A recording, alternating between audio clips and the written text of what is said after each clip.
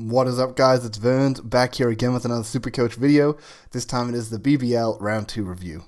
So look, on paper, it doesn't look too bad. We put out a 1,074, went up 5,094 places to 5,990. Honestly, I was actually pretty disappointed with this result. Well, a few things went pretty poor for us, and we'll jump into the team, have a bit of a look at it. The good news is the team value is increasing, so at least that makes life a bit easier going forward. But for anyone else that's started Abbott, this has just been the worst. I mean, we started him, he only played the one game, which hurt, and then he was out with sickness this week, last second. So it was too late to make a reverse trade or anything like that. So painful. I mean, for all those that got stuck with the Curran, you know how I feel. You're in the same situation. I was lucky enough to reverse Curran out, bring Nessa in. I say lucky enough, only really 21 points, which isn't really that big of a deal. But look, I think that was the disappointing thing is I wanted Walter all week purely off the break even. Like, I wanted to find a way to keep him. I maybe thought maybe I don't get Overton, but then I was like, nah, Overton seems like he's going to be a good pick. So ended up deciding that I'd get rid of Walter. And then when you get the 5 minutes that you find out Curran's out, you got like 5-10 minutes. I was personally driving and I'd pulled over the Pixonic up, and at the time I'd looked at my phone, seen people were popping off on Discord, and took a quick look and realized, oh, Curran needs to get out. And without thinking, I sort of just traded Curran out, looked at the most relevant player, which was Nesta at the price, and just moved him in. I think that was a pretty straightforward trade for most people, but I did want to be chasing break evens and think in hindsight, I mean, obviously, it's hard to see this. Like, who expects Nessa to come out, play only 2 overs, like get the ball 2 overs? He gets a maiden in one of them as well. That's why he scores actually so good with only 2 overs. And then Walter comes out in, 3 wickets? Like, he got so many wickets, and he was just knocking them off and giving them the big aeroplane and looking so good. And for anyone that held on to him, you got massive cash. I think 39k off him this week, has a minus 69 break even, so he's going to earn even more cash when he gets back. He's going to be one of these players that you hold through his buy and just use him as a loop. Ends up so valuable, and congrats to anyone on him. But yeah, me personally, I feel a bit disappointed with the score. I mean, we fielded McDermott over Billings, 46 points down the drain there, which is unfortunate. I didn't have a loop for that, so I just had to straight do it. We got lucky enough to have both the shorts. I think we always planned on those, and look, Darcy Short poor in the second game, but a big enough first game that he's made some good money there. Matt Short, obviously, just superstar. Ended up making like 30k as well, which is insane. I'm just going to click on him to double check that. 270 off a double. Crazy. Yeah, 34k. And he's minus 20 break even. Like, he's going to be over 300k. Like, that is nuts. That is actually nuts. And the 270, we obviously get the VC loop, so that's where a lot of our score comes from. That's 540 points right there. That's literally half of our weekly score off Matt Short. Like, that is insane. Monroe ends up disappointing. I think a lot of people ended up with Monroe, though, so not the end of the world because of the break-even. Sutherland also a little bit disappointing, honestly. Fraser McGurk, what a gun. So glad I fielded him over Madison. Madison, you've been very disappointing. What is your break-even at? 34. You probably just... Look, you got the double, so you're going to sit there, and I'm going to put the emergency on you this week. But, like, oh, God, what a terrible starting pick he was. I'm pretty sure Philippi was pretty good for those, and I always bring up Philippi when I talk about Madison because that was the direct comparison. We obviously brought Madison in, so we had a bit more money to go up from McDermott, but it meant that we lost Philippi. So, a bit disappointing there. But yeah, there we go. Fraser McGurk and Short, good scores from them.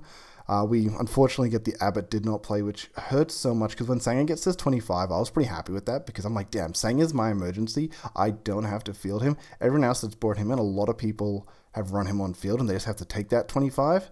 Or if they had Curran, they had to take that 25 sort of thing. So I was like, this is perfect. Like, I'm going to get a nice big score, hopefully off Abbott, and I can make a point of difference there. But no, Abbott pulls out and I get Sanger's score anyway. And it's like, well, now I wish Sanger went off. So really unfortunate there.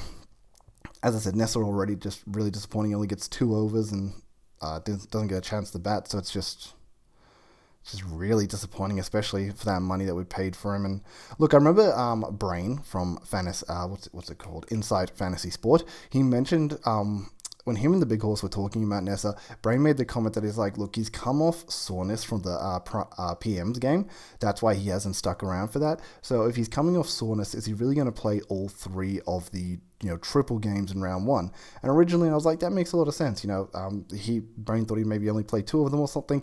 Obviously Brisbane ended up playing two anyway, but originally I didn't have Nessa on my team in round one. And then at the last second, I sort of made that decision. Everyone else was on him. He's clearly meant to be a gun. As I said, I don't really know the cricket knowledge side of things, so this is only what I'm hearing from other people. So I traded him at the last second, and last week wasn't too disappointing, but then the hold on to this week, really disappointing. So that's really sad there, but I'm sure a lot of people got stung with that with the current switch, unfortunately. And if you didn't get stung with the current switch, maybe you got stung with the Abbott switch and hold Nessa anyway. Now, Overton, what a gun pickup. He's gained, 32k there, break even minus 54. That's so good. Just what a gun. Great bowler. He fields in good positions. In the first game, he just missed a catch on McAndrews because he misread it with the wind, but then he gets two catches straight after that, gets McAndrews back, and I forgot who else he caught. But yeah, gets a bunch of just wickets and then gets some catches. He technically took the pitch to bat, but didn't actually face a ball. And then our second game tops it off with an even better second game. I mean, 130 points off that second game. Just, what a gun. Like, he's definitely a hold for us at this point. Hopefully he'll make us a lot more money. Zampa, a little bit disappointing, but not the end of the world. A lot of people have him. His break-even was pretty low, so he made a little bit of money there. Swepson made about 30k, so not the end of the world. I think his break-even's quite high now. Oh, no, minus 43. So we still hold on to him and let him keep accruing money. Yes.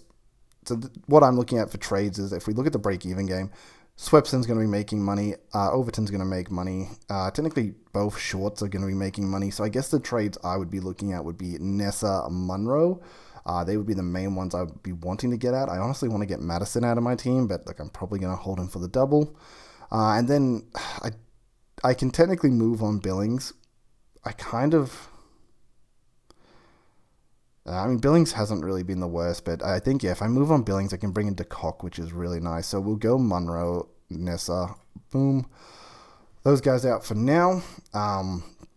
Look, I know DeCock was pretty poor. I know what you're thinking. You're holding on to Matt Short, who has a lot of money there, but I might be able to still do these trades. Be honest, I didn't realize Swepson's break-even was minus 43. I did trade him in the last one I looked at. When I looked at the results and how everything moved. But if we bring in DeCock, I'm pretty sure this will be enough money that doesn't really matter. 400k is going to be plenty of money to bring players in. And the other thing here is that the way the fixture is, guys, is that we have Melbourne Renegades on the double and Melbourne Stars on the double. The difference is that Stars over the next 3 weeks have 5 games. That's the most games out of any team. If I've learned anything from NBL, we play the fixture. So, look, honestly, DeCock, I don't really want to bring him in because of the bad break-even. Honestly, I might not actually bring him in, but look, he's got such a repertoire behind him that I want to bring him in, but what we've seen so far is people in form are going off. Those that have been not looking as strong generally just haven't been performing. And that might sound weird, but sometimes with this game, you get somebody that rocks up for one game and then he's not there for the next, or he's not there for the first game and he rocks up for the second. But right now we're seeing a bit of consistency where the players that are rocking up seem to keep rocking up to a degree, and the players that aren't there just really aren't there. So look, the next players I'm looking at is Coulton Nile is not named for the game that is in about an hour or so, so I hope you guys are on top of that. This is a 3:30 game on the Saturday.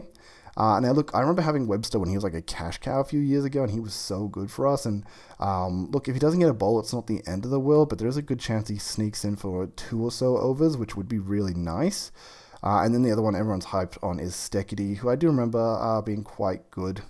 Like, not too bad a little while ago. I'm pretty sure he was a bit of a cash cow when I had him a few seasons back. So I'm just going to grab Steckity and Webster. I think they're my favorite picks out of everyone.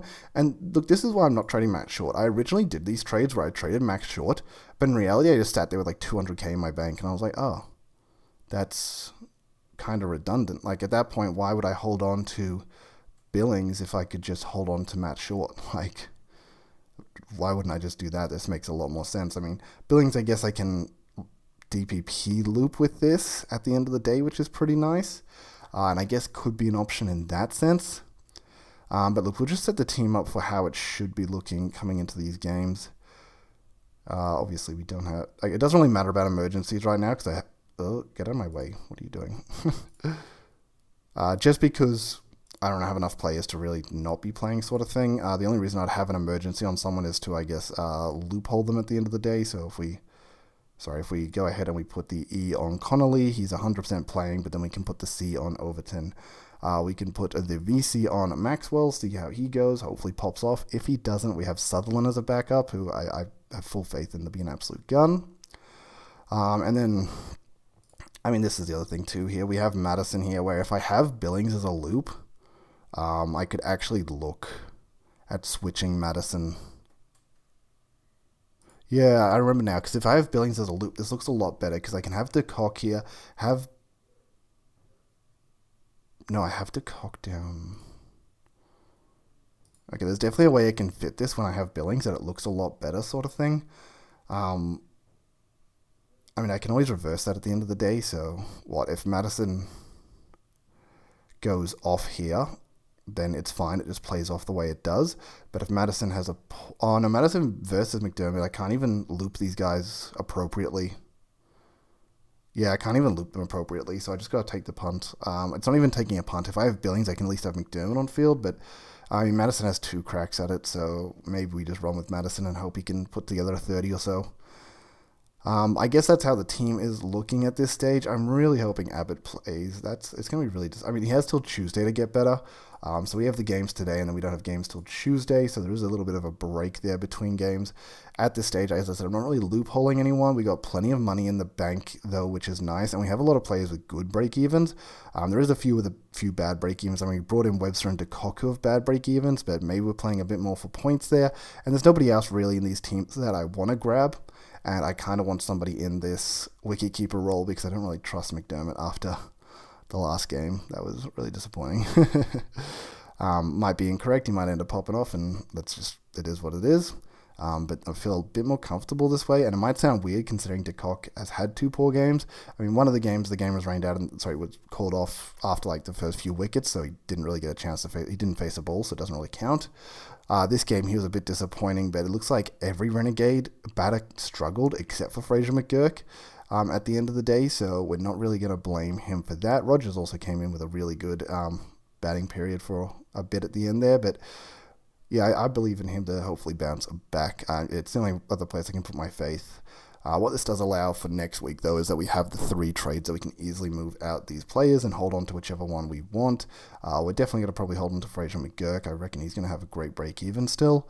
I would love to get off Madison. I wouldn't mind holding on to the Chief. Hopefully he can bounce back to that week 1 form.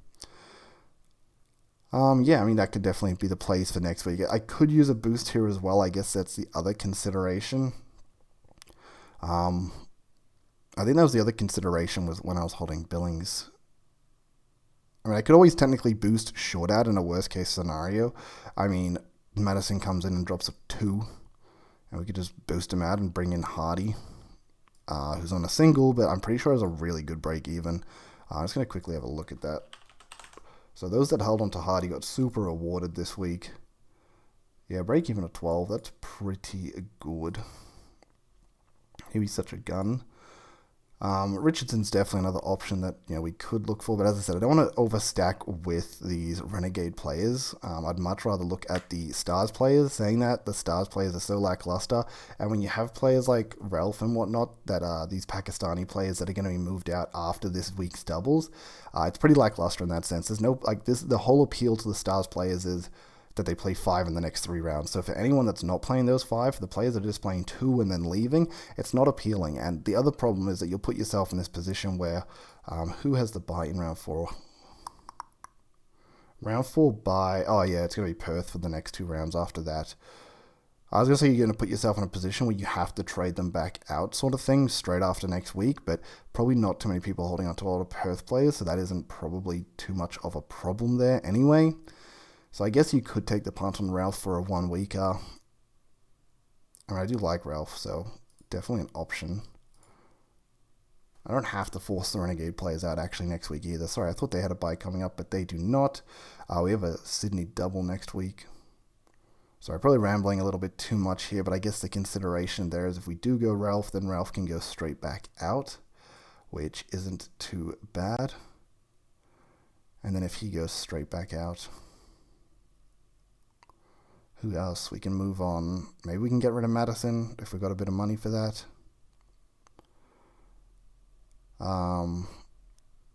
Yeah, I guess we can make decisions there, but I guess that's not a big deal actually at the end of the day if we do decide to go for a Ralph for the 1 week in, 1 week out.